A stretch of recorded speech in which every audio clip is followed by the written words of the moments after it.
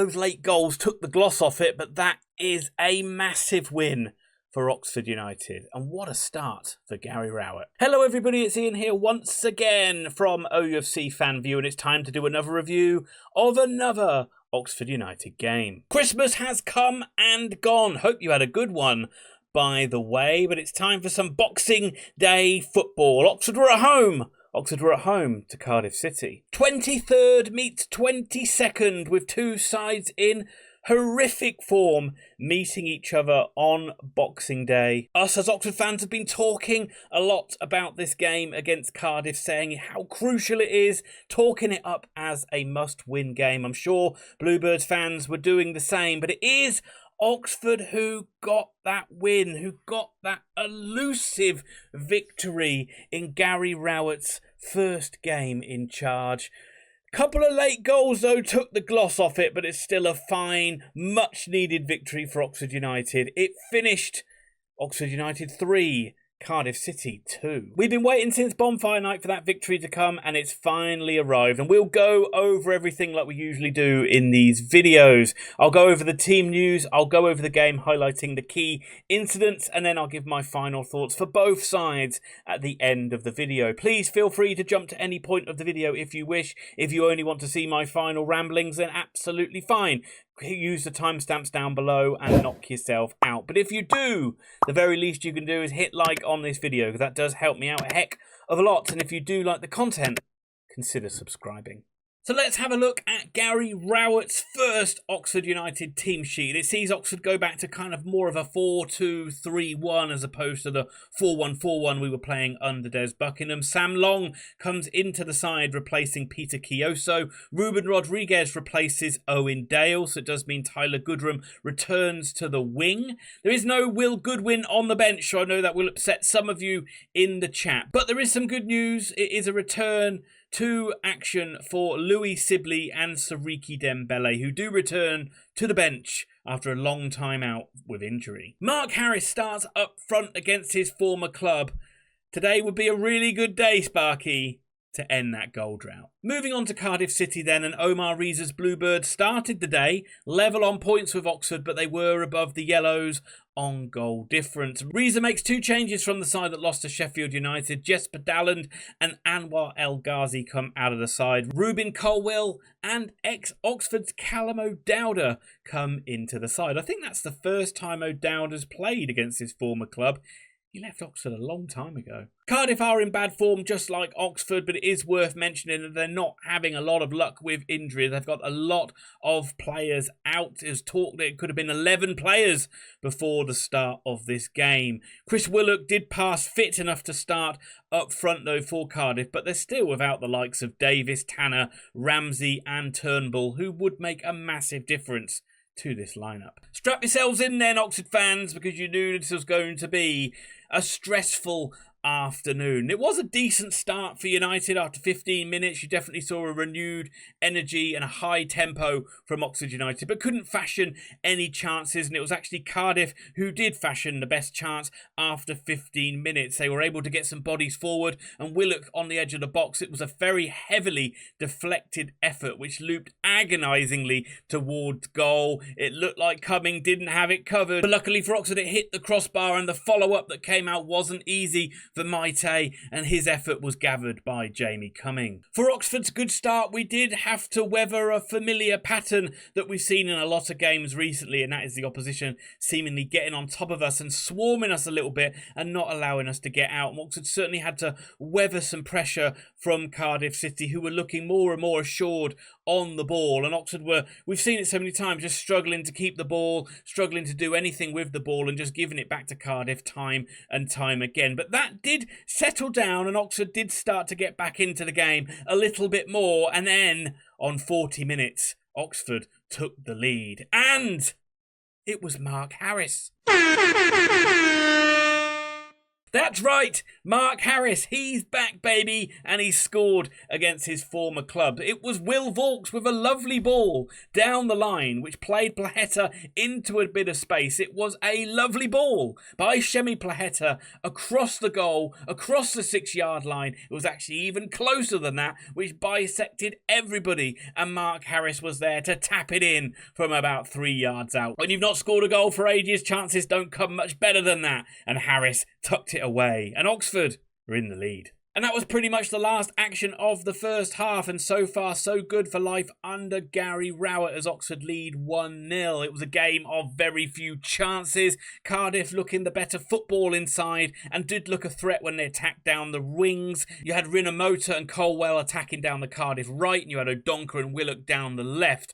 Cardiff getting plenty of balls into the box, but not really creating any chances, and other than that deflected effort which looped onto the bar, didn't really work Jamie Cumming at all. Oxford were quite compact, quite much more direct than what we'd seen under Des Buckingham in possession, and not really being unapologetic about trying long throw-ins into the box. Whenever they got Placheta involved in the game is when Oxford looked their most threatening, and not surprising, that is where the goal came from. Hopefully this is going to be the start of Mark Harris going on a little run like Sparky tends to do. But first things first, Oxford need to win this game. It is only 1-0, but it's been a long time since Oxford have even gone in at half-time winning a game. How is Gary Rowett going to manage it?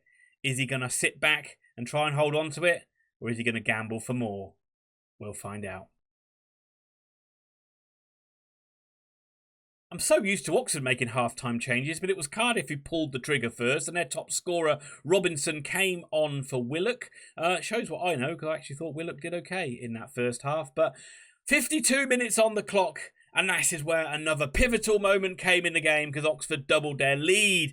Up until that point, we'd seen a badly shanked effort from Callum O'Dowda. Apart from that, Oxford did start the better of the two sides in the second half, and it's from a corner on 52 minutes, as I just said, and Tyler Goodrum drifted it into the middle. Ciaron Brown completely unmarked, tacking header, powers it into the goal, past Anik to make it 2-0 to Oxford United. Where was the Cardiff marking? Quite frankly, who cares? 55 minutes on the clock and Oxford are absolutely buzzing. Placheta playing the ball back to Brannigan, 25 yards out. He powers it towards goal. Anik can't hold on to it, but luckily for him, there's no Oxford players around to smuggle in that rebound, and the chance goes a-begging. Oxford did not have to wait too much longer to get that all-important third goal. On 57 minutes, it's the goal of the game, and what a wonder goal it was from Przemyslaw Placheta. Where has this guy been so far in an Oxford United shirt? A completely different Placheta we've seen today.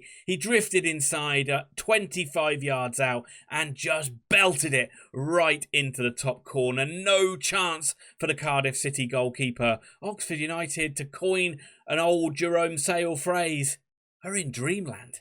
And it seemed like everybody was trying pot shots from distance then. 60 minutes on the clock. You kind of saw the difference between the two sides at this point, because Colwell got into a similar position for Cardiff that Placheta was in for Oxford, but he could only find the car park with his chance. And then literally from the next passage of play, Harris is able to bring a ball down from distance and try his luck, and his effort whistles just wide of the post. Anik was beaten, I think he was, at full stretch. But as pleased as I was as an Oxford fan, I was still a little bit nervous, and I knew one goal could spark a comeback, but Oxford were looking ever more comfortable, and Cardiff were just lacking a little bit of inspiration, and still the end product, the balls into the box from their crosses, was so poor. Every single one just seemed to go straight into the hands of Jamie Cumming. Rowett ringing the changes with 15 minutes to go. Placheta and Rodriguez came off. Matty Phillips coming on, and it's a return to action for Sariki Dembele. But the game wasn't done, and on 81 minutes, Cardiff had that lifeline, and it was the subs combining for the Bluebirds. Capacchio on the Cardiff right found Ashford in space in the penalty area. He took a couple of touches to get it out of his feet and hit a lovely effort straight into the bottom corner, and Cardiff have a lifeline, and suddenly you really did sense the nerves, not least with me, but certainly around the Kassam Stadium. And Cardiff just did look the more likely that they were going to get the next goal in this game. And there was a huge moment on 87 minutes where 3 passes right from deep in their own half just sliced Oxford open. Robinson playing it through to El Ghazi, who was clean through. It was a foot race between him and Jamie Cumming, but luckily for Oxford, Cumming was off his line in a flash and got there in the nick of time. On the replay, it looked like El Ghazi kind of bailed out of the challenge. You'd expect a bit more from your striker there, but still, excellent awareness from Jamie Cumming, and everybody breathed a sigh of relief. There was one final change for Oxford, and it was another return from an injured player, Louis Sibley, coming on for Tyler Goodrum. And it looked like we'd done it. It looked like we just played this out for a 3-1 victory, but the final moment of the game saw Cardiff get another consolation goal. Oxford just couldn't see this game out, and it was very frustrating in the end. It was a free kick to the back post. Cardiff win the header. Elliot Moore couldn't clear the ball, and it came to Robinson, who fired it in to make it 3-2. Luckily, there was virtually no time left on the clock, and as soon as Oxford kicked off, the referee blew the whistle, and it is a victory. But my goodness, those 2 goals did take a bit of gloss off it. But it's a victory for Oxford United. And that brings me on to my final thoughts, and let's start with the visitors in Cardiff City. And look, I feel for your Cardiff fans. You're going for a really bad trot. Obviously, I wanted Oxford to win the game today, but I don't have any bad blood towards Cardiff City, and my channel's not about taking the piss out of opposition fans. I just generally like to know your thoughts on the game. I feel that everybody knew that the first goal in this game was absolutely crucial. If Cardiff could have got it, I feel you really would have seen the Oxford players just slump and crumble, and everybody would have felt, here we go again. As it turned out, Oxford got it, and you kind of saw that in the Cardiff players. You saw them really lose confidence, and that start to the second half really saw your side crumble in a bad way. And you really saw that if they could have got that goal against Oxford at any time, even if you could have got it back to 2-1, and certainly if you could have got it back to 1-1, it could have been a very different game. Because you saw, as soon as you did get a goal, Oxford got really nervous in that game, and it could have been a big difference if you were a little bit more clinical with your final ball into the box or your final shot. And that was the biggest thing for me. Cardiff did work the ball quite nicely through midfield at times, get the ball into some decent areas, but the end product was oh so poor on many of an occasion. And I just want to know, Cardiff fans, how much of an impact are the injuries having on your side? There's some big names that are out injured for you, some really experienced players, and you have to think that when those players come back, you are going to get an uptick in performances. I'd also like to know how much money you think you're going to throw around in January to bring some new players in or bring some new loanees in. Where do you need to strengthen? I'd like to know all those kind of things, because it is no win in 9 now for you under Omar Riza, and despite having a good little flurry when he took over as caretaker manager, it's kind of tailed off a little bit now. And I know you'll be thinking, if you can't beat Oxford, who can we beat in this league? But what do you need to do to turn it around? Or is it going to be a situation where you go for another manager to try and bail you out of the hole that you're in? I'd like to know your thoughts on this one. If there are any Cardiff fans watching this, I do appreciate it. It's probably not the easiest video you to sit through and watch, so I do appreciate it. And leave your comments down below. So I will say good luck for the rest of the season, but I don't know if good luck's the right word, because we are competing against each other. As I say, I don't have any bad blood against Cardiff, but I do want Oxford to finish above you. So, yeah, still, good luck. That brings me on to Oxford United, and let me just say, phew. Wow, it's good to get that monkey off our back. Finally, that long-awaited victory is on the board. But my goodness, from a position of total dominance, how did we nearly bugger that game up at the end? And that's really kind of taken the gloss off it, but still, a fantastic win and a great start to life under Gary Rowett. The differences from what we saw, that 4-2-3-1, we saw Oxford play a lot more compact. It did seem the players were at more ease in this formation, particularly Will Vaulks, but we'll get back onto him in a minute. But it did seem like it just provided more cover for the defence. It did seem like there was we were more combative in that midfield. And generally, apart from that, when that Cardiff goal went in, and for a probably a 10-minute spell in the first half, I did think Oxford were generally more composed in this game. I like the fact that we were trying to be more direct. I like the fact we were trying to just get the ball down the wing to Placheta whenever we could. And I like the fact we were unapologetic about how we were trying to play the game as well. We've got a guy who can launch big throw-ins into the box. We will use it on any occasion. If we can get a cheap goal out of it, why wouldn't we take that? Which was actually something that used to frustrate me under Buckingham. I did feel like he had a reluctance to want to win ugly. And I think we've seen already that Gary Rowett has no qualms about that. But it certainly wasn't an ugly performance from Oxford United. We're not going to out-football the majority of sides in this league. So we do need to be more streetwise, and we do need to be more selective in the way we play. We do need to be more calculated with how we attack teams by turning the ball over quickly, being more sharp with our passing, and getting the ball out to the wing and trying to get balls into the box as quickly as possible, because we know it's very unlikely that we're just going to be able to pass our way through sides. I thought defensively, up until the end of the game, I thought we were largely very good. I thought that Moore and Brown and Long and Lee dealt with balls into the box very well. There was a threat from the Cardiff wingers, but I thought everybody kind of got back and mucked in and did a good job. But you have to single out Will Vaulks as saying that's probably his best performance, maybe since that Norwich game on the opening day of the season. It's been a long time since we've seen a Vaulks so impactful in a game. And I think the lot comes back to that, being at ease, having another midfielder alongside him in that holding role. But it was nice to see him actually playing balls forward for a change, even though we did get a couple of slips from him, but luckily they didn't amount to any chances. But he had a really good game.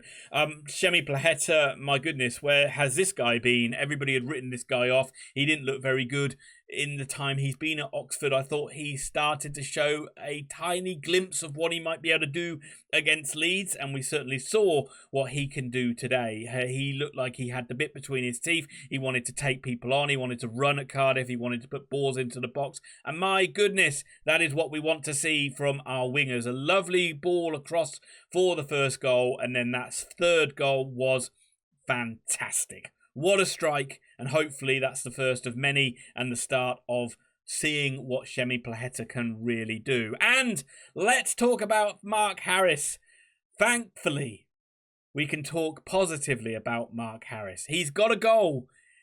It was put on a plate for him, but it doesn't matter. He was there to tuck it away. That's what you want your strikers to do, and he's got that goal. Hopefully, we've seen it before from Sparky. Hopefully, he will go on a run now. Hopefully, you're going to see a bit more confidence from Mark Harris today. I thought generally you saw his work rate was good, like you normally do, but I did think that goal did see a bit of a spring in his step. You saw a horrible effort from him in the first half from distance when he didn't have a goal under his belt, and it went out for a throw-in. And then when he did have a goal under his belt, he whistled one just past from about 25 yards. So, very welcome return to form from him. But there is still things to work on, absolutely. And when you're 3-0 up in games, it's almost criminal that scoreline ends 3-2. It didn't matter and it didn't cost us, but you can't. It just shows you that you can't switch off at any point. You can't get sloppy. You can't allow the opposition into it. And you maybe just sensed Oxford were a little too casual at that point when they were 3-0 up and they allowed Cardiff back into the game. And then it became a very nervy and unsettling sort of 10 minutes. And thankfully, that second goal only came with mere seconds left on the clock. So plenty for Rowett to work on in that department, but the most important thing was, of course, that we got that win. It lifts the mood. It takes us out the relegation zone. It reels a few more clubs back in that maybe thought they were getting away from us. It gives the players a massive lift. It gives everybody belief that maybe we're not dead and buried in this championship. But we know we've got another massive game in a couple of days' time up against Plymouth, where we need more of the same from this Oxford United lineup. We need another game played with the same amount of energy, the same amount of spirit. And let's mention we have got players returning from injury who should be able to freshen things up. But with Oxford winning this game and with Plymouth's away form looking so poor, you do look at that one again in a couple of days' time and think there's a very good chance that Oxford can get back-to-back wins, which would be absolutely huge. But let's not count our chickens and let's just enjoy this win for what it was. Let me know, Oxford fans. Leave your comments down below. My goodness, we get to talk about a win for once and I don't have to talk about why Will Goodwin wasn't playing. Oh, it's so good. Maybe we'll get some refreshing views in the comments, but leave them down below, everybody, and enjoy the victory. It's been a long time coming. Whew. I'll see you in a couple of days. Thanks for watching.